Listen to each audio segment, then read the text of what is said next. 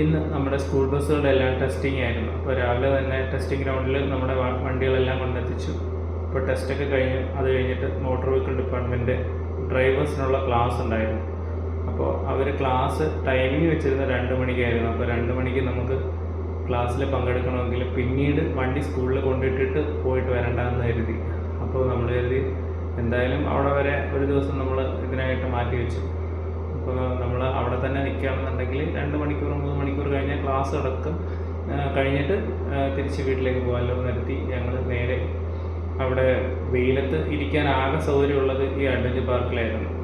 അപ്പോൾ adventure park എന്നൊരു പേരേ ഉള്ളൂ. യാതൊരുവിധ അഡ്വഞ്ചർ പ്രതീക്ഷിച്ച് ആരും കൊല്ലം അഡ്വഞ്ചർ പാർക്കിലേക്ക് വരരുത്.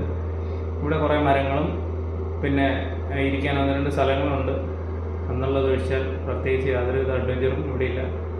ആപ്പാടെ ഉള്ളത് ഈ നമുക്ക് ഒരു ജിംനേഷ്യം കാണാം. അതും പ്രോപ്പർ മെയിൻ്റനൻസ് ഒന്നും ഇല്ലാത്തതുകൊണ്ട് ഒരുവിധം കുളമായിരിക്കുകയാണ്. കാരണം ഇത് കായലിൻ്റെ സൈഡിലായതുകൊണ്ട് പ്രോപ്പർ മെയിൻ്റനൻസ് ഇല്ലെങ്കിൽ തുരുമ്പെടുത്ത് പോകും. അപ്പോൾ ഓൾമോസ്റ്റ് കുറേ സംഭവങ്ങൾ പൊളിഞ്ഞൊക്കെ ഇരിക്കുകയാണ്.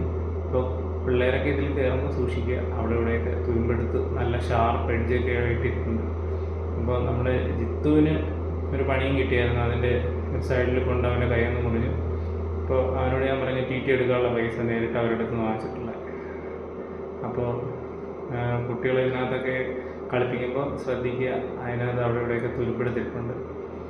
അപ്പോൾ അത് കഴിഞ്ഞിട്ട് നമ്മൾ ഈ 2 മണിക്കൂർ എങ്ങനെയെങ്കിലും സ്പെൻഡ് ചെയ്യുക എന്നുള്ളത് കൊണ്ട് തന്നെ നമ്മൾ അവിടെ കാറ്റൊക്കെ കൊണ്ടിരിക്കാം. പക്ഷേ വലിയ വൃത്തിയൊന്നും പ്രതീക്ഷിക്കേണ്ട. അഷ്ടമുടിക്കായലിൻ്റെ സൈഡിലായിട്ടുള്ളതാണ് ഈ സ്ഥലം. അപ്പോൾ നന്നായിട്ട് കുപ്പിയും വേസ്റ്റും ഒക്കെ വന്ന് അടിഞ്ഞു കൂടിയിട്ടുണ്ട് സൈഡിലൊക്കെ. അപ്പോൾ നല്ല കാറ്റ് കൊണ്ടിരിക്കാമെന്ന് വെച്ചാൽ നടക്കത്തില്ല. ഇതാണ് ഞാൻ പറഞ്ഞ സ്ഥലം. നന്നായിട്ട് തുരുമ്പൊക്കെ എടുത്ത് നല്ല ഷാർപ്പ് എഡ്ജായിട്ടിരിക്കുകയാണ്. ജിത്തുവിൻ്റെ കൈ മുറിഞ്ഞാണ് കാണുന്നത്.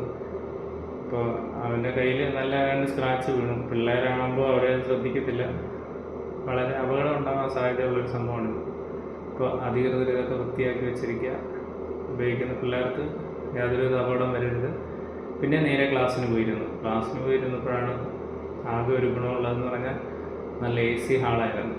ഞങ്ങൾ 2 മണി 1:45 കയറി ക്ലാസ്സിൽ.